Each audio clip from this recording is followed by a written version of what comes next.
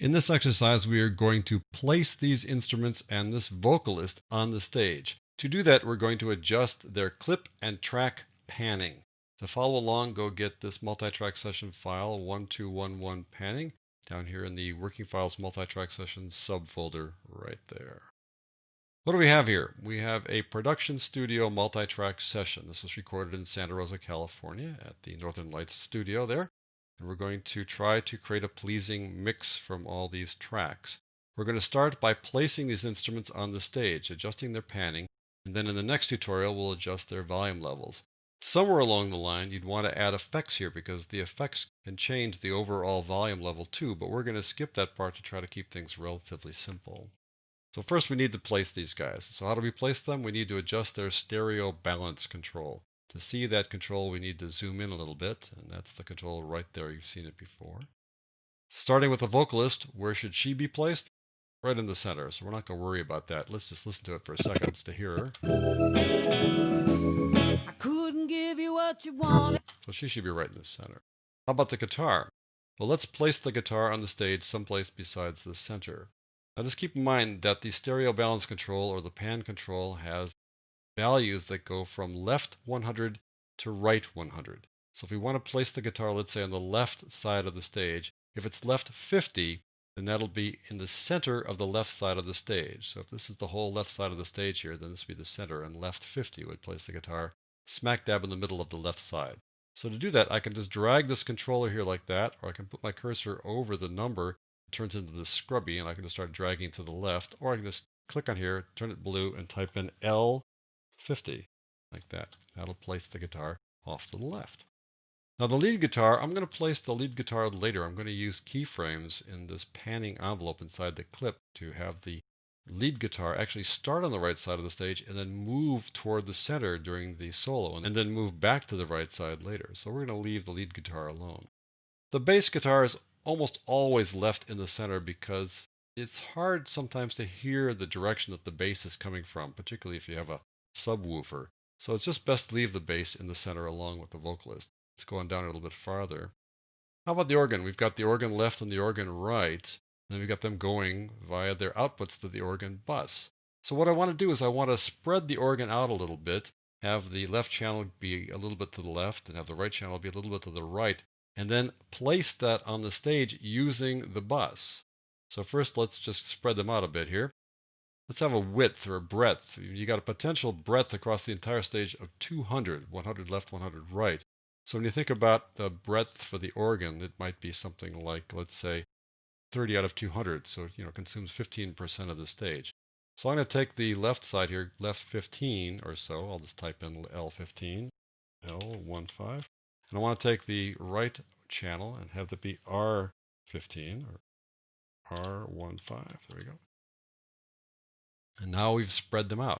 But what I want to do is I want to move the whole unit here, the whole instrument, off to the right. So we've got the guitar left 50, back up here, so you remember that. The rhythm guitar over left 50. So let's have the organ bus move over to the right 50. So I just type in R50.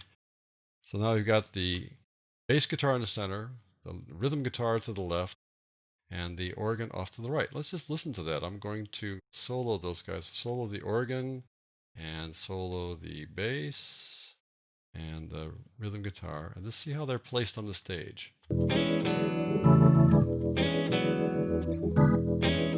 If you've got stereo headsets on or stereo speakers, you can hear that the organ's to the right, the guitar is to the left, and the bass is in the center. So I'm going to unsolo those guys and move on down the ways here to the horn section. Horn section is a little bit more complicated because we have 4 instruments, 4 tracks inside the horn section going to the horn section bus, but it's the same theory. We're going to create a horn section that has some breadth to it. So we got horns left, horns right, tenor sax left, tenor sax right. So let's have the horns left and the horns right be the left side of the group as we're looking at them from the audience. So let's spread them out a little bit. Now we had the organ spread out to a value of 30 altogether. So let's spread these guys out to, let's say, 50 altogether.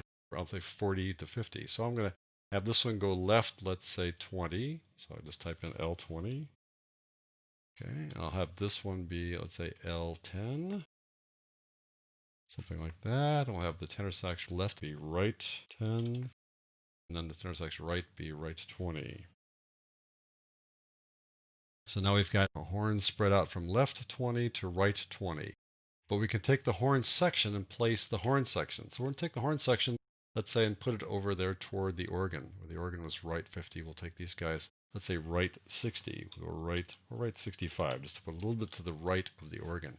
So let's listen to those guys now. We'll listen to the whole group. I'll just turn off the vocalist to make sure you don't sort of have her in the mix, so we just hear the rest of the instruments together. Let's listen to this. Actually, I need to move them over so you can see where the horn section comes in. Here we go.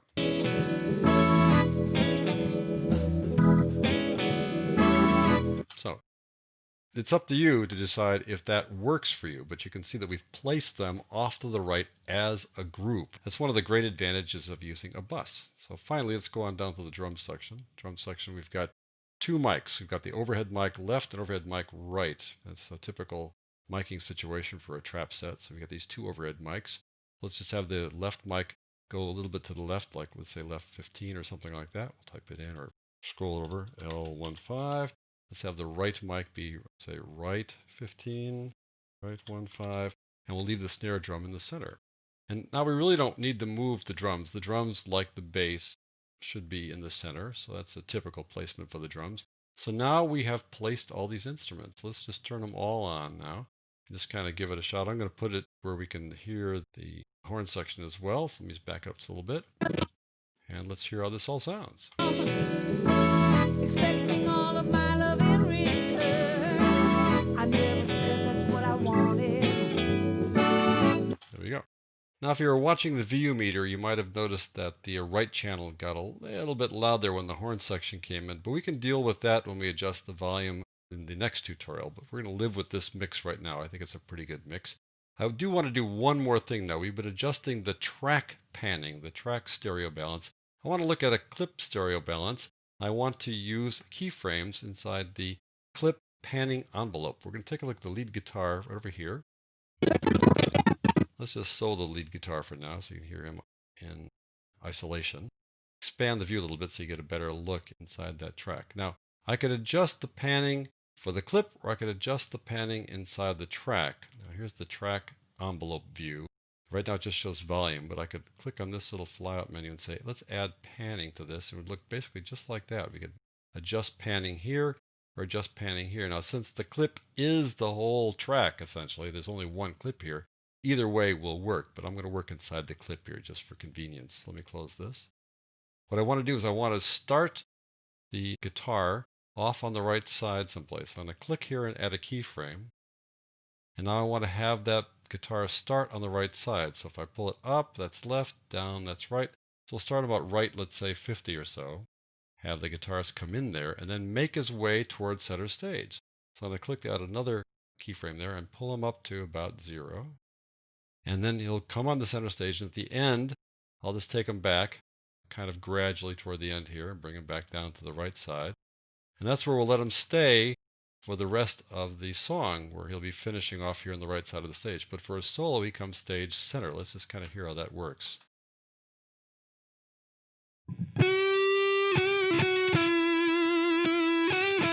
I'm thinking that I probably should have started him moving later because there's that little bit of silence there at the beginning. So I'm going to move this over a little bit like that and bring this over a little bit so that he starts coming onto the stage right as he starts playing. Let's try that again.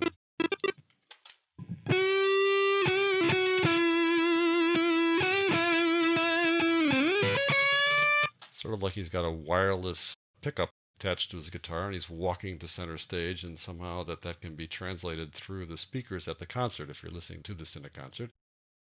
But I think you can see we move the panning using keyframes, and that's kind of the goal here, to show you that you can adjust the panning for the track overall or the clip overall, but you can also use keyframes inside the envelope here in the panning envelope to control the placement over time, make it change over time.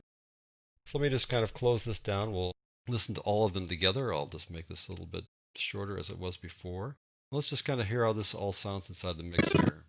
I know how much you wanted me to stay, but it just couldn't be that way.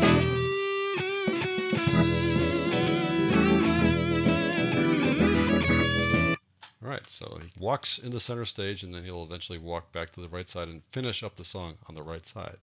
So that is how you adjust the placement of instruments in a vocalist using panning inside a multi-track session.